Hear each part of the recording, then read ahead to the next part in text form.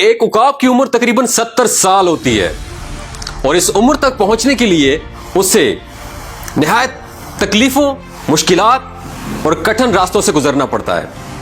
جب اس کی عمر 40 سال ہوتی ہے تو سب سے پہلے اس کے پنجے جس کی مدد سے وہ شکار کو دبوچتا ہے کند ہو جاتے ہیں۔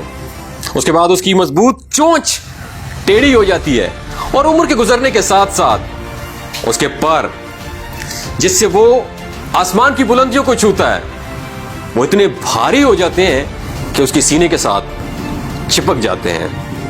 ان سب مشکلات کے ہوتے ہوئے شاہین کے پاس صرف 2 راستے ہوتے ہیں۔ پہلا راستہ کہ وہ اپنی موت کو تسلیم کر لے، ہمت ہار جائے، اپنی ہار مان لے اور مر جائے۔ دوسرا راستہ 150 دن کی محنت یعنی 5 مہینے کی محنت کے لیے تیار ہو جائے۔ آپ کا کیا خیال ہے، شاہین کون سا راستہ چوز کرے گا؟ جی بالکل، شاہین ہار نہیں مانتا، وہ اپنے آپ کو 5 مہینے 150 دن کی محنت کے لیے تیار کرتا ہے۔ وہ پہاڑوں میں چلا جاتا ہے اور پہاڑوں میں جا کے سب سے پہلے اپنی چونچ کو پتھروں پہ مارتا ہے اور اپنی چونچ کو پتھروں پہ مار مار کے اسے توڑ دیتا ہے۔ جب نئی چونچ نکلتی ہے تو نئی چونچ کی مدد سے وہ اپنا ایک ایک ناخن اکھاڑ کے پھینک دیتا ہے۔ جب نئے ناخن نکلتے ہیں تو وہ ناخن اور چونچ کی مدد سے اپنا ایک ایک بال اکھاڑ کے پھینک دیتا ہے۔ اس طویل عرصے میں اسے 5 مہینے لگتے ہیں۔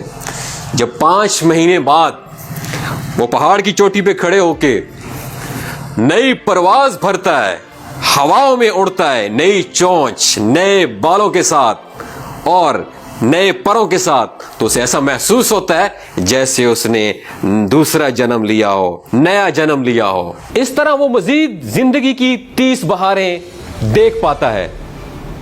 عقاب کی اس کہانی سے ہمیں یہ سبق ملتا ہے کہ بعض اوقات ہمارے لیے زندگی کو بدلنا بہت زیادہ ضروری ہے، اگرچہ اس کے لیے ہمیں سخت محنت جدوجہد کیوں نہ کرنا پڑے۔